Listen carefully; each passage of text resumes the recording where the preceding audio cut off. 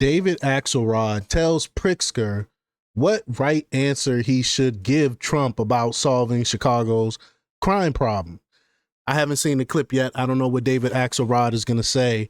But I will say the right answer is yes, please help us fix this crime problem.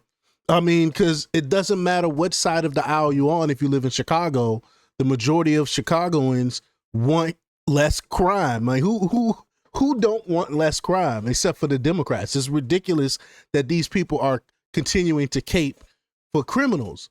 So we're going to talk about it. We're going to play the clip and hear what David Axelrod has to say about it. But before we get started, go ahead and hit that like button. Share this out so we can get this information out there. Subscribe if you're not already a subscriber. And hit that alarm bell so you know when I'm putting out new stuff. Also, check out my link tree in the description. It has a link to my Patreon. That's where I talk about things that I can't talk about here. There's also a link to my Instagram and my X account, so follow me there as well. All right, so let's get into this news. Now, this comes from the Daily Caller, and they report that former President Barack Obama's chief campaign strategist, David Axelrod, appeared on CNN's The Arena Wednesday and advised Democrat Illinois Governor J.B. Pritzker that his message to President Donald Trump should be a take all the appropriate help. Exactly. She should take all the appropriate help. Again, why would you not want to clean up your streets? Only you have to be a lunatic to argue on behalf of criminals, which a lot of the Democrat Party has become a bunch of raging lunatics who support open borders and support criminals.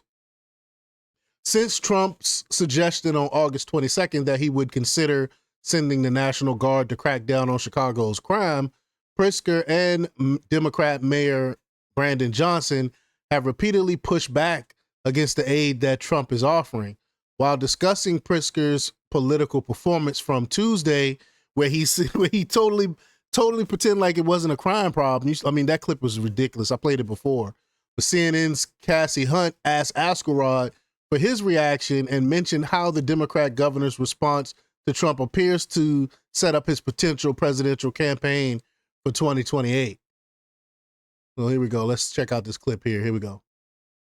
You could be governor, briefly, as you were saying that, it made me wonder, what did you think of J.B. Pritzker, the governor of Illinois', political performance yesterday in taking on Donald Trump? Because you can't help but see contours of 2028 in Gavin Newsom fighting in California and Pritzker fighting in Illinois. Yeah, and, you know, I have a lot of respect for J.B. Pritzker, and but I think I would be careful about playing 28 politics on this issue, because the right answer is we'll take all the help we can get, as long as it's appropriate help, as long as it's stuff that will really help. I mean, these National Guardsmen aren't even trained to do that work. They're not authorized to do that work. So, you know, send us the resources that we need. We want to work with you. If there are people doing violent crimes here who are illegal immigrants, we want them out of our city. We'll work with you on that. I think that's the appropriate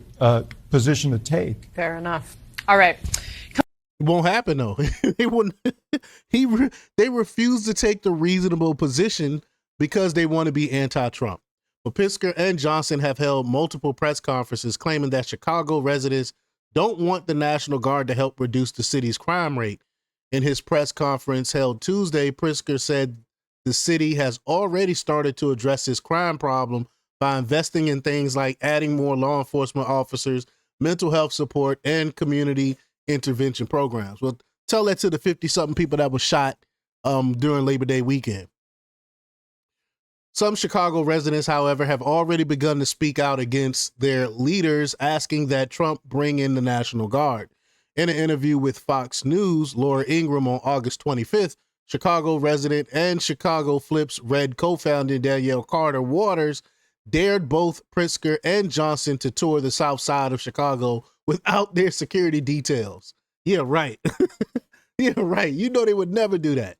She also described some of the incidents that residents have had to deal with due to high crime.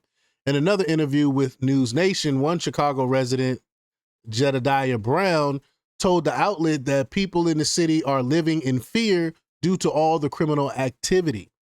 Police data through August 16 shows homicides in the city down 25% compared to 2023. There have been 474 homicides over the last 12 months, while the yearly average have been between 2021 and 2023 hit 722, according to ABC 7 Chicago. Additionally, PBS affiliate WTTW reported that aside from June 2014, no other June has had fewer than 40 murders in Chicago since at least 1970. But they acting like 400 and something homicides is not a good, is not a, they're pretending like that's good. That's still terrible. That's still not good. The suggestion of aiding Chicago comes after Trump sent troops to Washington, D.C. on August 11th and invoked Section 40 of the District of Columbia Home Rule Act.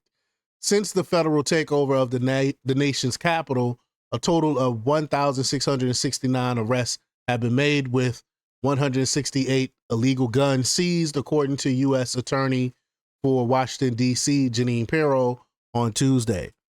But yeah, another losing issue that Democrats are continuing to fight for. But y'all let me know what y'all think about this. Leave y'all comments down below. Like, share, and subscribe. And check out jjthepsychotherapist.com for the latest in news. Until next time, peace.